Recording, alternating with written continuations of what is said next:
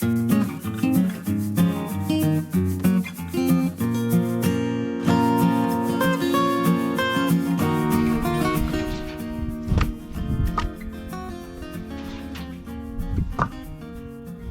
I'd like to talk about how I like to dry firewood.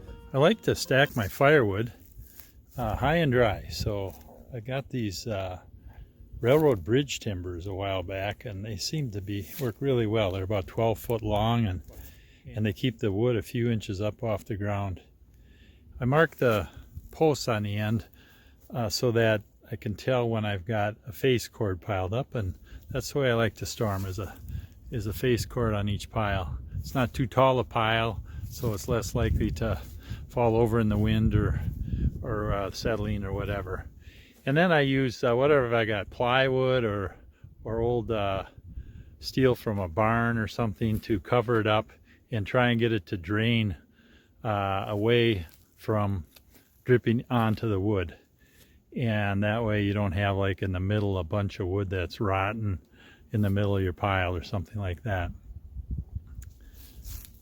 In the summertime, when the grass is growing, I keep the grass down, weed whacked in between piles, because it just tends to hold the humidity in there, and you get less of a quick drying.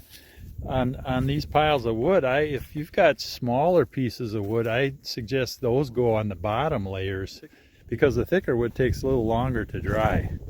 Here's a good example here, where I've put some smaller stuff along the bottom, and then filled in with the bigger stuff a little higher.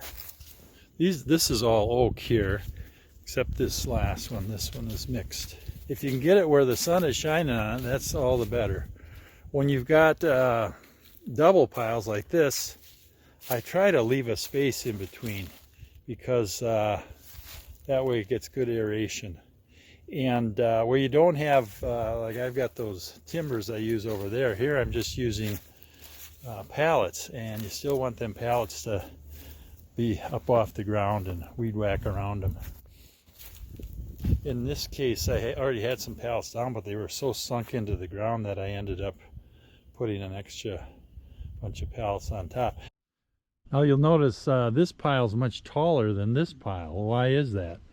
Well, the posts are much further apart on this pile here, so to get the volume of a face cord, that's all the higher I needed to stack it. But in the case of this pile, the posts are quite a bit closer to each other, and so getting a full face cord in there requires stacking a little higher. It's a little riskier because they can fall over, but another thing you can do is, if one of your wood pile starts to lean a little bit, you can just put a stick of some sort right in there, a 2x4 or something, to hold it. If you just get it against part of the pile, it usually holds the whole pile. So the next question is, how do you know when the wood is dry? Well, here's a good rule of thumb.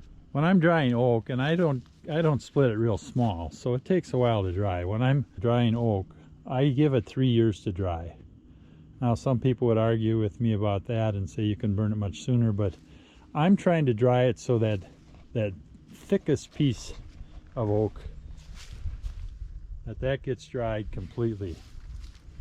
So what I do is I mark the piles of wood with a date, and in this case I've got 2 X's there. That's Roman numerals for 20. That means I put it up in 2020.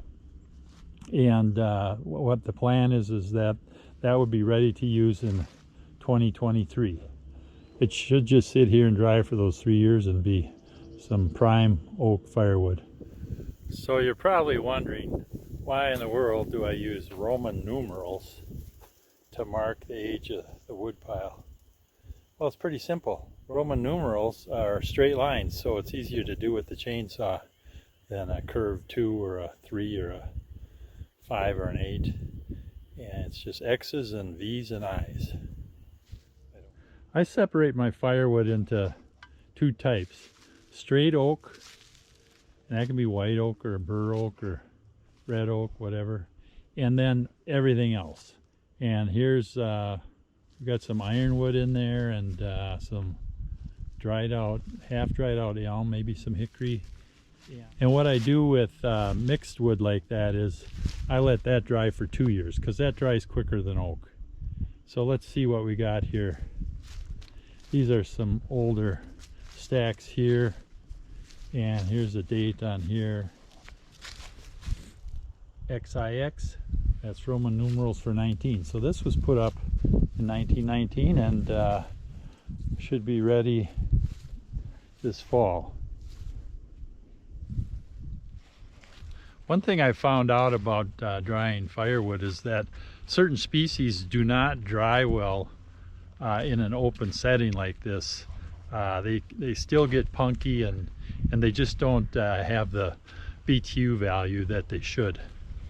Some good examples of that are birch and aspen. I don't cut a lot of aspen because even dried out it's marginal firewood. There are other woods that are here that, you know, if you dry them out, they're worth burning, but they're not at high BTU like basswood. Basswood is easy to work with, but once it's dried out, it doesn't have much in the way of BTUs. So I usually put those kind of woods when I cut them in woodshed, and I'll show you the kind of woodsheds I use. And there are other woods that people just don't want to use, and pine is one of them. This is pine here. And this was just a random tree that I had to get out of the way, and so I'm drying it. I've had pretty good experience with pine if it's dry. If you burn pine that's not dry, I think you can clog up your chimney. But if you burn pine that's dry, I think it burns off that creosote pretty well and burns a pretty hot fire. Well, my first woodshed that I'm going to show you is this old shed that was used to store a hay wagon in with hay on it, and now it's just a storage shed. It's kind of low in here, and so underneath the shed it's kind of muddy a lot of times, and that creates a lot of humidity. So what I've done is I've just used this hay wagon to stack wood on. And I just load the wood right on top of this hay wagon, and that's the way I store it, and it keeps it high and dry and dries it out well, and it's all under cover here. I'll show you some pictures of when I had this filled up before with birch and such. You can dry any of the wood you have in a covered shed like this, but I kind of reserve it for those types of wood that I don't want to put in a regular wood pile. Let's go take a look at the other shed I've got. Well, this next shed is an old fish house for fishing on a lake in the winter that I converted into a little garden type shed out here. And you'd think, well, it looks pretty rough. There's all kinds of holes in the chipboard there and stuff, but you want good ventilation on a woodshed, and as long as you've got a good roof, and I just replaced the roof, as long as you got a good roof, it'll keep it dry, and that torn up siding will still provide protection from the rain and snow and sleet, but also provide aeration for the shed. When I fill this shed up, I'm going to put pallets down so that it gets good aeration underneath, and I'll show you some pictures of when it was full, and you'll see that it holds a lot of wood. It holds about 3 full cords of wood.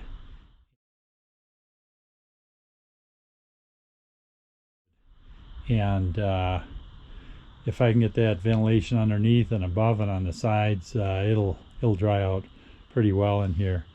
And I do leave spaces in between the rows so that the air can move freely there too. So you don't need much of a shed. As long as the roof is good, I think you got a chance of drying your wood out pretty well. So that's how I dry my firewood out, and hopefully that gives you some ideas how you can do the best with firewood you've got too. See you next time. Bye.